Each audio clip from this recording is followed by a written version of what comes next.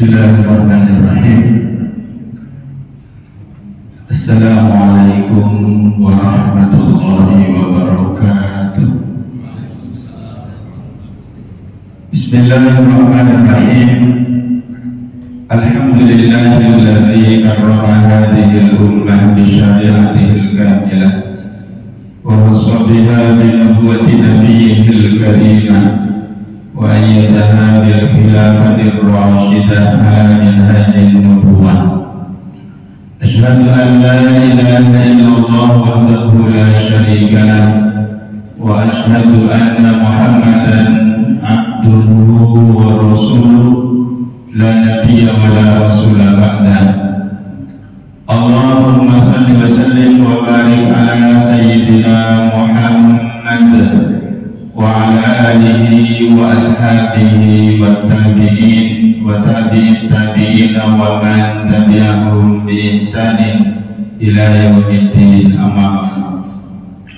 Hadirin kiram, para alim, para ustaz, para kiai, para habaib yang kami muliakan, wabil khusus seluruh pengurus atau DKM Masjid Jabal Salam yang semoga mendapatkan rahmat dari Allah Subhanahu wa Ta'ala, seluruh jamaah Bapak dan Ibu yang dimuliakan oleh Allah. Pertama dan yang utama, kita panjatkan puji dan syukur kepada Allah Subhanahu wa Ta'ala. Pagi subuh ini kembali kita mendapatkan limpahan rahmat dan nikmat dari Allah, nikmat iman, nikmat Islam, nikmat sehat, dan nikmat kita bisa hadir di masjid untuk kita sama-sama melaksanakan sholat subuh secara berjamaah. Semoga langkah kaki kita semua atau putaran roda kendaraan, setiap langkah dan setiap putarannya menghapuskan kesalahan-kesalahan kita dan mengangkat derajat kita di sisi Allah Subhanahu wa Ta'ala. Amin ya rabbal alamin. Seperti biasa, mengawali taklim pagi subuh ini, kita awali dengan ummul Quran suratul Fatihah. Mudah-mudahan kita semua yang hadir dalam majelis ini mendapatkan keberkahan, berkah umur, berkah rezeki, berkah ilmu, dan berkah keluarga kita. Semoga juga yang berinfak dan berwakaf di masjid ini mendapatkan bagian pahalanya juga. Ala hadhihi niyah al-Fatihah. A'udzubillahi minasyaitonir rajim. Bismillahirrahmanirrahim. Alhamdulillahirabbil alamin arrahmanir rahim maliki yaumiddin. Iyyaka na'budu wa iyyaka nasta'in. Ihdinas siratal mustaqim. Siratal ladzina an'amta 'alaihim ghairil maghdubi 'alaihim waladdallin. Amin. Para hadirin jamaah yang dimuliakan oleh Allah Subhanahu wa Ta'ala, kalau kita lihat kalender, hari ini kita sudah berada pada tanggal 12 ya, 12 Dzulqa'dah maksudnya. Sebagian daripada kaum muslimin sudah berangkat menuju tanah suci Madinah ya, masuk ke Madinah terlebih dahulu sebelum nantinya kemudian menuju ke Makkah. Mudah-mudahan mereka semuanya, demikian juga kalau ada jamaah atau pengurus masjid di sini yang berangkat haji tahun ini, semoga Allah Subhanahu wa Ta'ala selamatkan dalam perjalanannya, lancar dalam melaksanakan seluruh rangkaian ibadah di tanah suci Makkah maupun di Madinah. Hajinya haji mabrur dan selamat pulang menuju negeri masing-masing sampai di Balikpapan.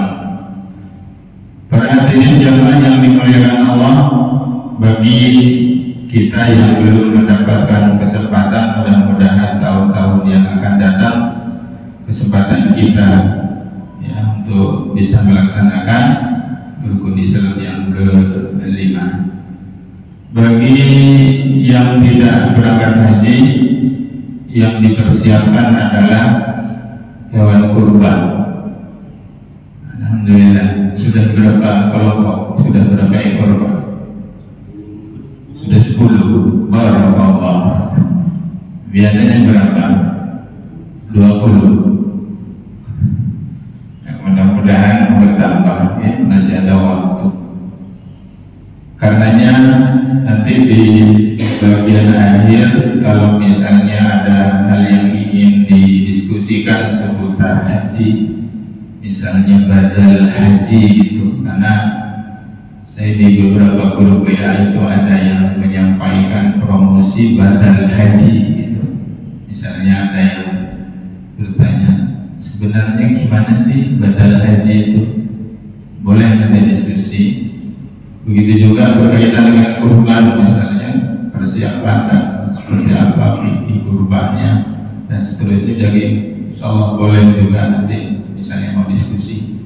Tapi pagi subuh ini ada tema yang sangat bagus untuk kita diskusikan, tentang ada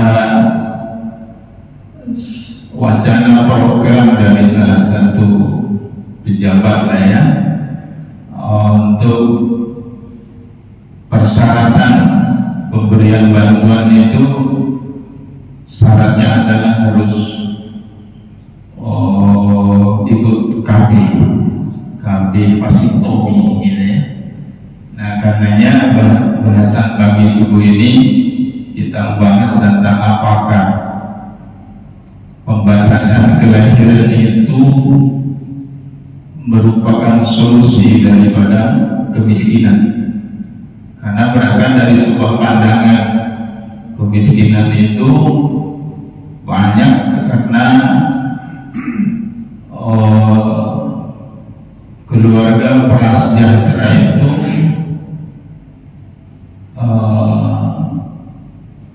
angka kelahirannya tidak dibatasi gitu ya. Sehingga dia menyumbang jumlah data kemiskinan itu jadi tinggi gitu. Nah hadirin jamaah yang dimuliakan oleh Allah Subhanahu wa Ta'ala, karenanya perlu juga meluruskan kesalahan pandangan yang mengatakan bahwa solusi kemiskinan itu dengan pembatasan kelahiran. Karena ada yang meyakini bahwa tingginya angka kemiskinan itu berkaitan erat dengan jumlah anak yang banyak dari keluarga yang prasejahtera. Itu dinyatakan dan dikutip oleh kajian gitu ya. Nah, para hadirin yang dimuliakan Allah Subhanahu wa Ta'ala, ini yang di berita ya, baik di video maupun di berita online tertulis gitu, di website maksud saya. Oleh karena itu para hadirin jamaah yang dimuliakan Allah Subhanahu wa Ta'ala, penting rasanya pagi ini kita bahas tentang apa itu hukumnya vasektomi. Vasektomi itu apa? Kemudian tujuan daripada pernikahan itu apa sih sebenarnya? Kalau kemudian ada pembatasan daripada angka kelahiran. Demikian juga pandangan tentang rezeki, karena mesti ada kaitannya dengan rezeki. Padahal kata orang tua dulu, banyak anak banyak rezeki gitu. Ini mau dibatasi ya. Termasuk juga pandangan tentang kemiskinan, apa sebabnya dan kemudian apa solusinya sebenarnya. Dalam Islam itu gimana sih? Kemiskinan terjadi karena apa? Awal karena banyaknya angka kelahiran itu. Terus solusinya apa? Nah, hadirin jamaah yang dimuliakan Allah Subhanahu wa Ta'ala. Yang pertama, tentang vasektomi. Ada istilah sterilisasi. Sterilisasi itu artinya memandulkan laki-laki maupun wanita, perempuan, dengan jalan dioperasi agar tidak dapat menghasilkan keturunan. Nah, untuk bagi laki-laki, sterilisasi itu disebut dengan vasektomi. Kalau kepada perempuan namanya tubektomi. Nah, vasektomi itu apa? Ya, caranya adalah memotong saluran sperma atau mani gitu. Kemudian kedua ujungnya diikat sehingga sel sperma itu tidak dapat mengalir keluar gitu ya. Ini saya kutip dari bukunya Prof. Masfuk Syuhdi. Beliau dosen di UIN Malang dulu.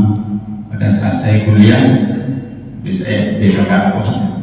Saya di Pamekasan, beliau di Malang gitu. Tapi bukunya dipakai oleh dosen kami juga gitu dalam mata kuliah Masailul Fiqhiyah gitu. Nah, beliau ada membahas tentang sterilisasi, termasuk di dalamnya ada vasektomi dan tubektomi. Kalau bagi wanita itu sebutannya tubektomi, jadi ada vasektomi, tubektomi. Caranya juga sama dengan memotong kedua saluran sel telur dan menutup keduanya sehingga sel telur itu tidak dapat keluar dan sperma tidak dapat pulang masuk bertemu dengan sel telur, sehingga tidak terjadi kehamilan, dan ini kemudian jadi permanen gitu. Kalau ini dilakukan, maka akan seterusnya sangat kecil kemungkinannya untuk bisa punya keturunan. Nah, jadi jamaah yang dimuliakan Allah Subhanahu wa Ta'ala, dalam bukunya beliau mengatakan bahwa sterilisasi, vasektomi maupun tubektomi itu hukumnya haram. Kenapa haram? Beliau menyampaikan beberapa alasan. Yang pertama adalah karena sterilisasi, vasektomi maupun tubektomi itu merupakan nanti akan berakibat pada pemandulan tetap, bertentangan dengan tujuan daripada pernikahan. Pernikahan dalam Islam itu tujuannya adalah selain untuk mendapatkan ketenangan, sakinah, mawaddah warahmah, pernikahan itu adalah dalam rangka untuk mendapatkan keturunan yang sah. Tapi kalau kemudian vasektomi, tubektomi itu ya bisa nggak punya anak mereka. Sementara ada banyak orang yang menikah ingin punya anak, belum dikasih. Nah, hadirin jamaah yang dimuliakan oleh Allah Subhanahu wa Ta'ala. Yang kedua, yang beliau tulis dalam bukunya bahwa kenapa diharamkan, karena mengubah ciptaan Allah Subhanahu wa Ta'ala dengan jalan memotong dan menghilangkan sebagian tubuh yang sehat yang berfungsi. Dengan dipotong itu, dioperasi ringan itu, akhirnya kemudian jadi tidak berfungsi gitu. Nah, mengubahnya itu menjadi sebab ya diharamkannya. Dan kemudian yang ketiga, melihat aurat orang lain, aurat besar gitu ya. Kecuali dalam kondisi darurat, melihat aurat orang lain itu baru boleh. Sementara di sini tidak ada unsur kedaruratan gitu ya, tidak ada. Dalilnya adalah pada hadis ini. Ya. Berkata Rasulullah SAW, "La yadurru rajulu illa auratil rajul." Laki-laki tidak boleh melihat aurat laki-laki juga, apalagi auratnya perempuan gitu. Wala yadurru mar'ah illa auratil mar'ah. Perempuan juga begitu sama. Tidak boleh tidak boleh juga bersentuhan laki-laki dengan laki-laki dalam satu selimut, yang dikatakan demikian. Wanita pun demikian juga. Nah, hadirin yang dimuliakan Allah, kalau kemudian sesuatu yang haram menurut agama kita lalu kemudian dijadikan sebuah kebijakan dalam sebuah aturan bernegara gitu, maka itu tentu merupakan kezaliman ya.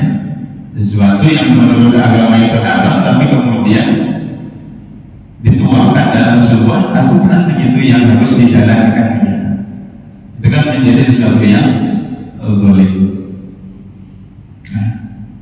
Islam hanya membolehkan sterilisasi laki-laki maupun wanita itu karena semata-mata alasan medis. Selain alasan medis, misalnya alasannya karena agar menekan jumlah kelahiran supaya tidak terlalu banyak anak misalnya gitu, atau hanya karena alasan kemiskinan gitu, maka ini tidak dapat dijadikan sebagai alasan untuk sterilisasi. Para jemaah sekalian yang dimuliakan Allah Subhanahu wa taala. Nah, tujuan daripada pernikahan dalam Islam itu di antaranya yang pertama adalah untuk menjaga kesucian dan menundukkan pandangan, agar laki-laki maupun perempuan itu terpelihara kesuciannya, tidak terjerumus pada perbuatan-perbuatan tercela, keji, termasuk juga bisa menundukkan pandangan gatul basar. Kemudian yang kedua, untuk mendapatkan kehidupan yang sakinah, mawaddah, warahmah.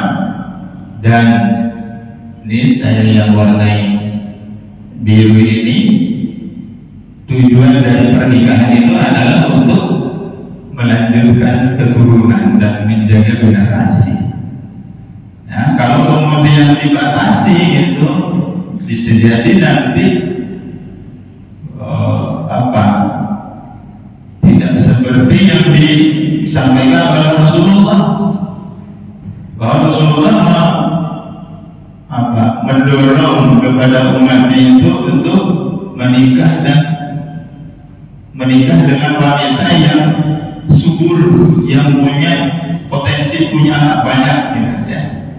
Kata Rasulullah, tazawwadul waludul walud, menikahlah kalian dengan wanita penyayang dan subur yang berpotensi melahirkan anak banyak.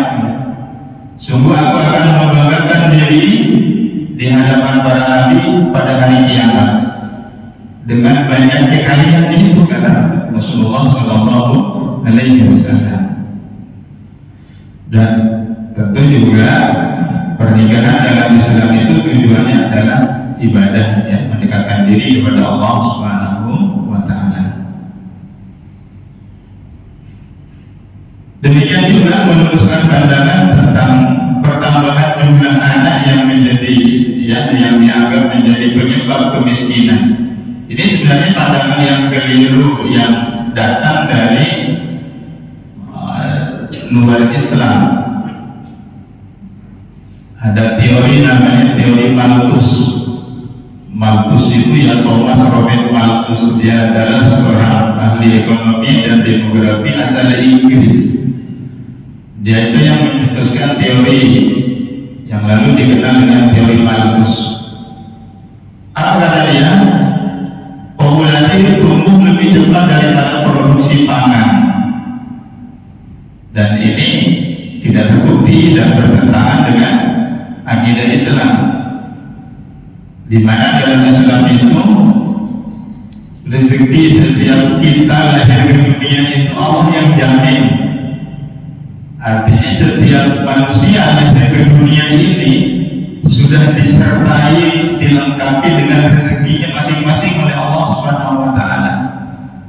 Artinya ketika ada hamba Allah yang lahir, makhluk Allah lahir, bersama dengan itu pula Allah ada siapkan rezekinya gitu. Nah, kata Malthus ini menjadi pandangan yang kemudian dipahami, kemudian diadopsi pandangannya Malthus itu, ya. Kata dia, pertumbuhan penduduk itu bersifat geometris, bukan 1, 2, 3, 4, 5, 6 gitu, tapi 1, 2, 4, 8, 16 dan seterusnya gitu. Jadi lebih cepat, ya.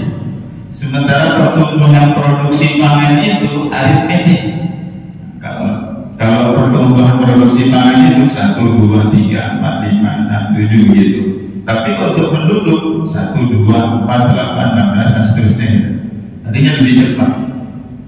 Akibatnya apa kata dia? Populasi akan tumbuh lebih cepat daripada persediaan makanan, yang akhirnya akan menyebabkan kelaparan, kemiskinan, penyakit, perang, bahkan kematian massal. Supaya tidak terjadi itu, solusinya apa? Menunda pernikahan, mengendalikan kelahiran. Tapi saya tidak katakan Malthusnya sendiri itu sebenarnya nggak setuju dengan kontrasepsi katanya gitu. Sehingga mengendalikan kelahirannya dengan apa?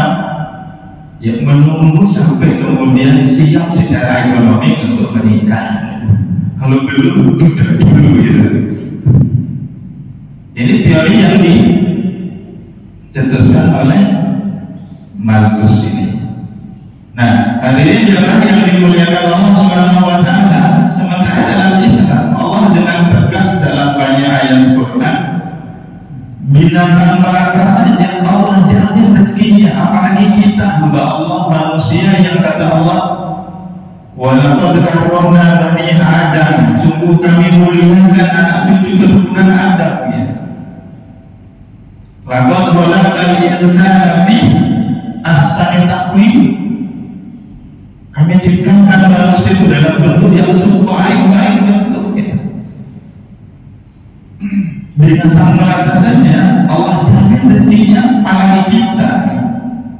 Wa ma min dabbatin fil ardi illa 'ala Allahi rizquha. Oleh karena pemahaman bagi setiap muslim tentang keyakinan rezeki bahwa di tangan Allah Subhanahu wa taala, mesti kesumat. Begitu juga hadis ini pernah saya sampaikan bahwa ketetapan rezeki dari Allah itu sudah sejak zaman masih di dalam rahim ibu kita. Riwayat Imam Muslim, apabila nutfah itu sampai berumur 42 malam, sintani wa arba'una laila, ba'athallahu ilaiha malaka. Allah mengutus malaikat masuk ke dalam rahim itu. Wa sawwaraha wa walaqanaha wa basaraha wa jildaha wa lamaha wa idamaha. Lalu kemudian malaikat itu membentuk wajahnya, menciptakan pendengarannya, penglihatannya, kulitnya, dagingnya, tulangnya gitu. Umur 42 malam. Lalu malaikat bertanya kepada Allah, "Tsumma qala ya Rabbi, adzakar am untha?" Ya Allah, ini janin laki-laki atau perempuan? Fa yaghfiru ma syaa wa yaqbul malak. Allah menetapkan apa yang dikehendaki oleh Allah untuk janin itu laki-laki atau perempuan, malaikat tulis. Umur 42 malam. Kemudian malaikat tanya lagi, ya Rabbi ajaluhu, bagaimana dengan ajalnya? Fayaqul rabbukum ma syaa wa yaqbul malak. Allah menetapkan apa yang dikehendaki oleh Allah terhadap si janin itu, mau dikasih berapa lama jatah dia hidup di dunia, tulis sama malaikat. Sumailahum, yang terakhir, yang ketiga, malaikat tanya lagi, ya Rabbi rizquhu, bagaimana rezekinya? Wayaqdiruhu kama syaa wa yaqbul malak. Allah kemudian menetapkan berapa rezeki buat si janin itu, malaikat tulis. Tsumma yaqbidul malak bisahifah fi yadihi. Lalu malaikat itu keluar dari rahim itu dengan lembaran catatan tadi itu di tangannya. Wala yazidu 'ala ma'ruf wa la yanqus. Malaikat tidak menambah dan juga tidak mengurangi apa yang menjadi ketetapan Allah Subhanahu wa taala. Artinya apa? Dalam pandangan akidah kita, setiap manusia lahir ke dunia ini ketetapan rezekinya sudah masing-masing dari Allah. Tinggal nanti kita itu ambil jatah bagian rezeki kita masing-masing itu dengan jalan apa? Halal atau haram? Kalau kita mengambil jatah rezeki yang sudah ditetapkan oleh Allah itu dengan jalan halal, jadilah rezeki halal bagi kita. Kita makan, kita belikan baju, kita pakai ibadah, kita pakai beli hewan kurban, kita pakai umroh haji. Tapi manakala cara kita ambil jatah rezeki itu dengan cara yang haram, jadilah rezeki haram bagi kita. Kita makan, kita pakai, kita gunakan untuk ibadah itu ada diterima oleh Allah Subhanahu wa Ta'ala. Allah tidak butuh, Allah tidak butuh. Nah, hadirin jemaah yang dimuliakan Allah Subhanahu wa Ta'ala, tegas sekali Allah mengatakan bahwa Allah lah yang memberi rezeki kepada makhluknya. Tinggal kenapa kemudian terjadi kemiskinan gitu? Apa sebenarnya yang menjadi penyebab kemiskinan? Ya, semuanya yang menjadi penyebab utama kemiskinan itu adalah penerapan sistem kapitalisme yang rusak, yang hanya memungkinkan kekayaan itu dikuasai oleh segelintir orang. Orang lain yang tidak punya koneksi susah untuk mengakses ke sana, susah cari kerja. Sebagaimana pernah saya sampaikan, negeri ini datarannya itu luas, Pak. Lautnya juga luas. Sedemikian luas datarannya itu, tapi masih banyak masyarakat penduduk negeri ini yang hanya sekedar untuk mendirikan gubuk saja tidak punya. Sementara ada yang ratusan hektar dia kuasai. Kenapa bisa demikian? Ya, sistemnya. Kenapa terjadi demikian? Ini ada data gitu ya. Menurut Tim Nasional Percepatan Penanggulangan Kemiskinan, 50% aset nasional itu dikuasai oleh 1% orang kaya di tanah air. 50% aset nasional dikuasai 1% orang kaya di negeri ini. Dan yang lain kemana? Pada saat yang sama 60 juta warga jatuh miskin gitu ya, dan pengangguran. Bagaimana solusi dalam Islam untuk pengatasan kemiskinan itu? Apakah kemudian dengan jalan membatasi angka kelahiran supaya jumlah orang miskin tidak banyak? Itu bukan demikian. Islam punya konsep. Yang pertama adalah ada konsep zakat, ada infak, ada sedekah. Zakat perhatian Allah bukan hanya zakat fitrah kecil, zakat fitrah itu kecil. Yang besar itu zakat mal. Hanya nanti ada hal-hal yang masuk wilayah ikhtilaf, khilafiyah, perbedaan pendapat di kalangan ulama. Contohnya apa? Zakat profesi misalnya gitu ya, zakat penghasilan itu ada ikhtilaf di kalangan ulama. Apakah ada sebenarnya dalam fikih Islam itu tentang zakat profesi, dan dia muncul istilah ini belakangan ya. Dalam fikih klasik, ulama-ulama terdahulu tidak mengenal zakat profesi atau penghasilan. Yang ada adalah zakat mal, zakat emas, perak, mata uang, dan seterusnya gitu. Nah, kalau zakat penghasilan itu setiap bulan berapa gajinya langsung keluarkan zakat. Begitu juga setiap bulan gitu ya, itu namanya zakat penghasilan atau profesi. Dan itu terjadi ikhtilaf di kalangan ulama. yang disepakati saja yang zakat mal itu kalau kemudian dikelola dengan baik, dijalankan dengan baik, insya Allah akan bisa menjadi solusi dalam pengatasan kemiskinan. Bahwa ada di antara keluarga ada orang itu yang kemudian ada yang kaya, ada yang berkecukupan, ada yang kurang, gitu. Dengan konsep zakat ini bisa merata, ya, bisa menjadi solusi. Kemudian yang kedua, menjadi solusi dalam pengatasan kemiskinan itu adalah dengan larangan riba dan sistem keuangan di dalam Islam. Yang ketiga adalah ada larangan penimbunan dan monopoli usaha, ya, monopoli harta, yang menjadi mungkin termasuk penyebab terjadinya kelangkaan dan segala macam itu bisa karena adanya praktek penimbunan dan monopoli. Yang paling penting adalah bagaimana tercipta keadilan di tengah-tengah masyarakat dan negara melaksanakan kewajibannya dengan benar.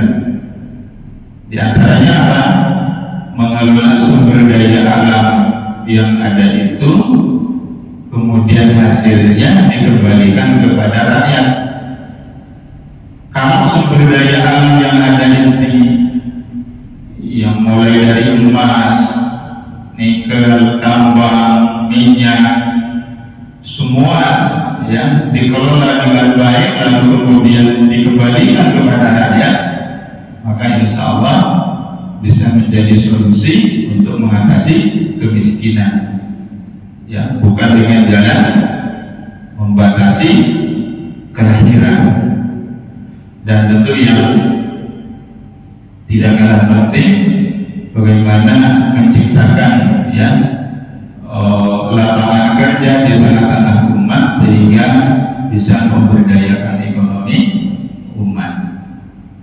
Para hadirin jemaah yang dimuliakan Allah Subhanahu wa taala, sisa waktu kurang lebih 8 menit menuju waktu syuruk bisa kita gunakan untuk diskusi. Jazakallah khairan katsiran untuk pengantar diskusi pagi ini. Kesimpulannya adalah pembatasan kelahiran bukanlah solusi daripada pengatasan kemiskinan, tetapi kemiskinan itu terjadi kenapa? Karena penerapan sistem kapitalis yang sekuler ini yang terjadi di tengah-tengah kehidupan masyarakat kita. Demikian mungkin sebelum saya akhiri, kalau ada hal-hal yang ingin didiskusikan, dipersilakan. Assalamualaikum warahmatullahi wabarakatuh. Waalaikumsalam warahmatullahi wabarakatuh. Ustaz, mengenai pembatasan kelahiran ini kan sudah suatu kebijaksanaan pemerintah ya, dan dalam hal ini dari MUI maupun Departemen Agama yang mestinya harus mengambil peran, bukan masyarakat kecil yang harus berutang atau seperti apa. Kita itu kan seperti orang umat Islam punya MUI, punya Departemen Agama, semestinya beliau yang harus konsisten untuk memperjuangkan umat, gitu kan. Jadi kalau itu dikatakan salah satu kezaliman, ya berarti suatu MUI maupun Depak ini bisa katakan itu zalim pada umatnya. Makasih. Assalamualaikum warahmatullahi wabarakatuh. Waalaikumsalam warahmatullahi wabarakatuh. Dapat tanggapan juga memang dari Majelis Ulama, dan Majelis Ulama mengatakan itu hukumnya haram gitu. Di dijadikan sebagai syarat ya, untuk mendapatkan bantuan sosial dan insentif uang berapa gitu bagi keluarga prasejahtera itu syaratnya harus mengikuti KB vasektomi maupun tubektomi. Itu Majelis Ulama sudah memberikan tanggapan dan karenanya lalu beliau memberikan klarifikasi gitu ya, memberikan klarifikasi bahwa yang dimaksud itu bukan seperti itu gitu. Dalam Islam sebenarnya tidak dilarang untuk mengatur kelahiran. Yang dilarang itu adalah pemutusan permanen tadi, karena vasektomi, tubektomi itu sifatnya permanen. Yang dibolehkan dalam Islam itu yang sifatnya mengatur jarak kelahiran, misalnya dengan perempuannya minum pil misalnya gitu ya, kemudian kontrasepsi lainnya yang sifatnya hanya mengatur saja jarak kelahiran supaya antara kakak dan adik tidak terlalu dekat itu. Dengan pertimbangan itu ulama membolehkan itu gitu. Termasuk yang alami itu ada namanya azal. Para sahabat di masa Rasulullah dulu melakukan azal untuk mengatur jarak kelahiran itu, dan itu dibolehkan oleh Rasulullah. Nah, tapi kalau kemudian untuk pria itu cuma dua, kebiri atau vasektomi, dan dua-duanya itu permanen. Kalau kebiri itu tidak berfungsi itu kelelahiannya kalau dikebiri, tapi kalau vasektomi masih bisa berfungsi dia, cuma saluran spermanya diputus sehingga tidak bisa membuahi. Nah, tapi untuk yang perempuan itu masih tidak permanen, bisa untuk yang perempuan dengan alat kontrasepsi yang lain gitu ya. Tapi untuk yang pria itu nggak bisa. Nah, bisa jadi mungkin kenapa kemudian digulirkan vasektomi, karena bisa jadi kalau hanya untuk yang perempuan bisa jebol gitu ya, artinya angka kelahirannya masih ini. Tapi kalau udah yang vasektomi udah memutus gitu kan. Sekali lagi karena mendapatkan tanggapan dari Majelis Ulama dan kemudian dari beberapa ulama gitu, akhirnya kemudian ada semacam klarifikasi gitu. Maksud saya itu nggak begitu gini gitu ya. Nah, jadi para jemaah yang dimuliakan oleh Allah Subhanahu wa Ta'ala, tapi lagi-lagi memang sering juga hal yang seperti ini dalam kasus yang lain, di tempat yang lain itu kadang-kadang begitu juga. Kalau tidak ada tanggapan, bisa jadi apa yang menjadi wacana programnya itu dijalankan bonus gitu. Tapi kalau kemudian ada tanggapan, itu menjadi koreksi gitu ya. Nah, kita sedang membicarakan dan menjadi informasi pengetahuan tambahan buat kita, sehingga majelis taklim atau kuliah subuh itu ya temanya tidak sebatas ibadah ritual, mauto atau akhlak dan seterusnya, tapi menyangkut juga hal-hal yang sifatnya yang nyata dalam kehidupan kita, yang di tengah-tengah kehidupan bermasyarakat, berbangsa dan bernegara kita. Mungkin seperti itu, Pak.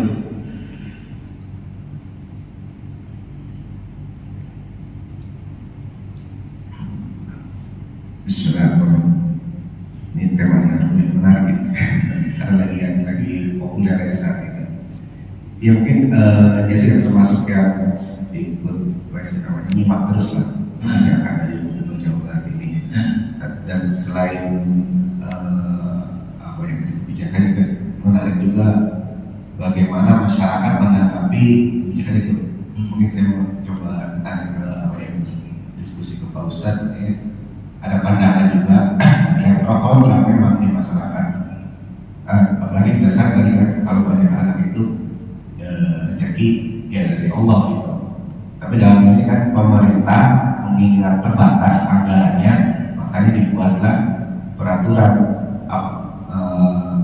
karena ini rezeki bukan dari pemerintah, dari pemerintah beratasan. Kalau kamu mau memang bansos dapat rezeki ya karena bukan dari Allah dari pemerintah, ya wajarlah pemerintah buat aturan biar mengatur apa sesuai gitu, jangan sampai dana itu karena terbatas, dana itu hanya dipakai untuk bansos terus padahal ada kebutuhan finansial yang lain juga gitu, untuk program pemerintah. Itu sisi pertama. Kedua juga ini kaitannya dengan yang tadi kemiskinan itu ternyata mental masyarakat juga. Ada satu sisi, apalagi dengan apa itu kebijakan ini kan muncul dari ada keluarga-keluarga yang anaknya sudah banyak lebih dari bahkan 4, 5, 7, 11, 12 kalau bahkan yang viral itu anaknya 12 ditawari sama ya ujian jadi kuliah di orang tuanya nggak kerja, orang nggak kerja, jadi dia kerja. Jadi dia tawarin kerja, tetap nggak mau. Jadi mungkin itu salah satu akhirnya bukan masalah tadi sistem juga, tapi memang ada tumbuh mental di masyarakat dengan banyak anak berharap dapat program dari pemerintah, dikasihani. Mungkin dari dua sisi itu sih. Jadi akhirnya di sini di masyarakat ya takut ya konfliknya di situ. Ada yang memakluminya kebijakan kita seperti sih itu bagaimana? Iya. Yang menjadi fokusnya itu sih sebenarnya di kemiskinannya. Dia melihat bahwa angka tingginya kemiskinan itu disebabkan karena keluarga prasejahtera itu anaknya banyak, sehingga solusi supaya menekan kemiskinan agar kemiskinan itu keluarga prasejahtera itu harus dibatasi angka kelahirannya. Yang punya banyak anak itu mereka soalnya gitu. Itu sebuah pandangan yang keliru sebenarnya. Solusi kemiskinan itu bukan dengan jalan memberi bantuan untuk sementara, pemberian bantuan tunai atau bantuan konsumtif itu untuk mereka yang lemah fisik, itu lemah ekonomi, lemah fisik, oke. Tapi bagi mereka yang hanya lemah ekonomi, fisik dan pikirannya sehat, tidak bagus. Bantuan seperti itu sebenarnya tidak mendidik. Jadi kalau dikatakan bahwa ada mental dari masyarakat sendiri, kenapa terjadi seperti itu? Karena fungsi pemerintah tidak memberikan pelatihan, pendidikan yang kemudian menjadi produktif itu. Gitu. Jadi bagaimana memberdayakan, termasuk sebenarnya dalam konsep zakat itu ada zakat produktif, ada zakat konsumtif gitu. Nah, bantuan yang produktif itu seperti apa contohnya? Bagi mereka yang fisiknya sehat, masih kuat, pikirannya masih sehat juga gitu, maka bagaimana membantu mereka, memberikan pelatihan, kemudian sampai dia dimodali apa keterampilannya, dibimbing sampai kemudian bisa kemudian mandiri gitu kan. Termasuk juga kenapa tidak kerja, mau kerja apa juga, lapangan pekerjaan nggak ada misalnya, harus cari sendiri gitu. sebenarnya lebih ke arah sana mestinya untuk solusi kemiskinan itu, bukan dengan kemudian memberikan bansos dan syaratnya kamu harus masih komi gitu misalnya. Allah alam bismillahnya bahwa ada mental dari masyarakat kita itu tapi tidak banyak kan, katakanlah mental malas misalnya gitu ya. Tapi itu katakanlah tidak merata, hanya 1-2 orang saja mungkin, dan solusinya sebenarnya bukan itu gitu. Solusinya untuk kasuistik 1-2 orang itu ya bagaimana dia nanti dididik itu menjadi orang yang tidak malas dan kemudian menjadi produktif gitu. Insyaallah demikian mungkin tanggapan saya. Allah Bismillah, kita sudah melewati waktu subuh. Kalau tidak ada lagi, kita sudahi sampai di sini. Mudah-mudahan ini juga menjadi tambahan informasi buat kita semua, tambahan pemahaman buat kita semua tentang tujuan pernikahan, tentang konsep rezeki, tentang kemiskinan, banyak hal yang sebenarnya dipahami dan Islam memberikan pandangan dan solusi atas hal itu. Hadallahu iyyakum ajma'in billahi taufiq wal hidayah. Wassalamualaikum warahmatullahi wabarakatuh.